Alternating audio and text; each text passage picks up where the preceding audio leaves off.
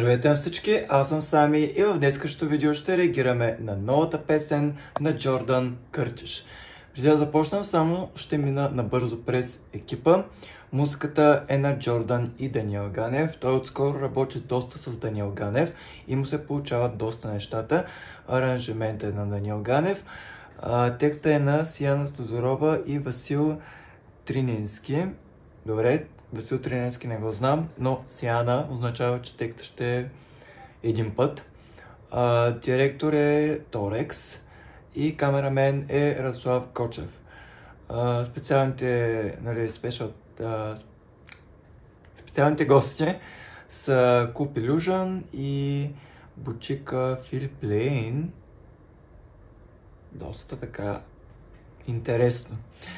Преди да започнем, само ще ви помоля да оставите по един лайк, понеже така ще ми помогнете изключително много и да се абонирате за канала ми с камбанка, за да не пропустите нито едно мое следващо видео. Много ми е интересно да видя клипа, след като Philip Lane са специални гости. Аз не знам това дали става ясно, ако ме следите, защото днеска не мога да говоря, в Instagram ще знаете, че второто нещо, от което се интересувам, освен музика, е и мода. И то доста. Така че не случайно от време на време ви споделям неща от модата в моя Instagram профил. Така че, да. Впрочем, можете да ме последвате и в Instagram. Има линкове към всичките ми социални мрежи долу в описанието. И сега, без повече да ви губя времето, нека да започваме.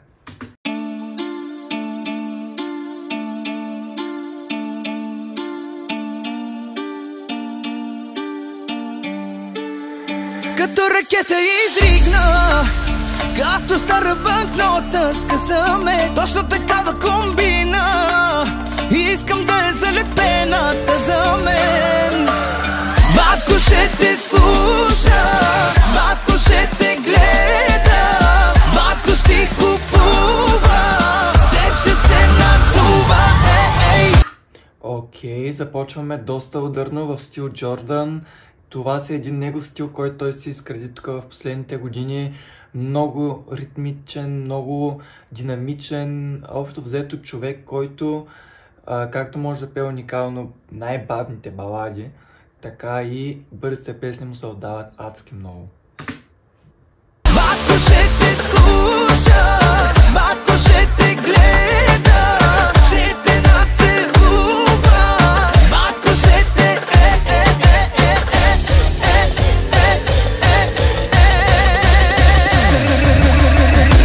къртиш, всичките ги въртиш, къртиш, ти ще ме довършиш, къртиш, да не ми се сърдиш. Къде почна, искам да изкъртиш.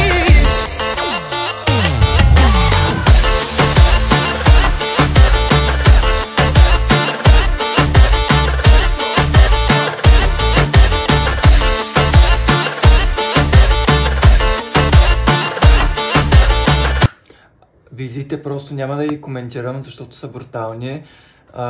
Аз обожавам Philip Lane и много ма кефи съчетанието в визите.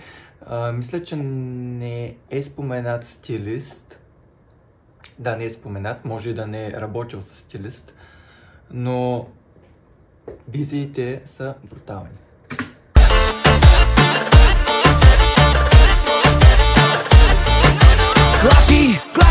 Клати го на баса, клати го на стола, бясна, клати върху маса. Клати го за шоу, клати го нагоре, клати го надолу. Като ракета изригна, като мръсна текила, влиза в теб. Ако ми звънеш го вдига, ще те кача на моя частен самолет. Батко ще те слуша, батко ще те гледа, батко ще купува, с теб ще се натува, ей. Само искам да вметна нещо, което обаче ме дразни. Значи в началото на видеото ни се показа надпис на Illusion и сега тук в средата на видеото се показва пак. Това лично ме дразни.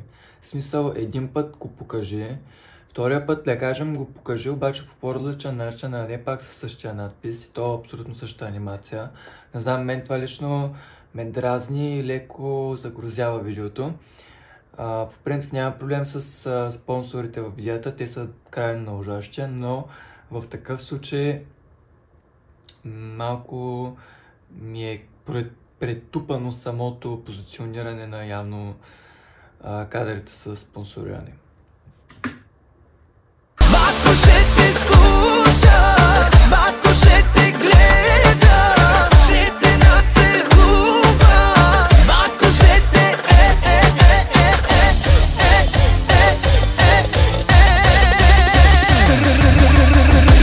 къртиш, всичките ги въртиш, къртиш, ти ще ме довършиш, къртиш, да не ми се сърдиш, къде почна, искам да изкъртиш.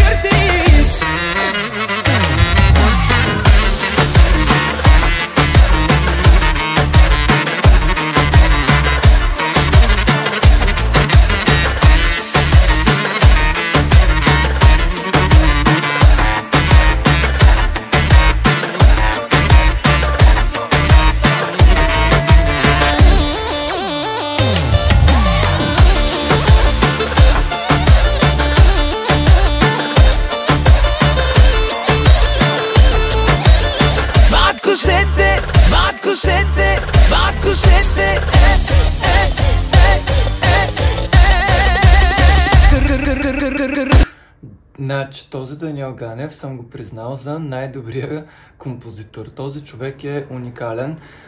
Значи, ако желаете една песен, която да гръмне, човека е Даниел Ганев. Без да се поколебайте.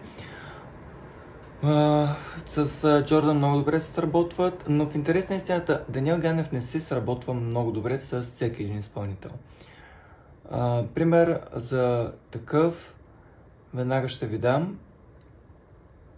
За мен Джулия не се сработва много добре с Даниел Ганев.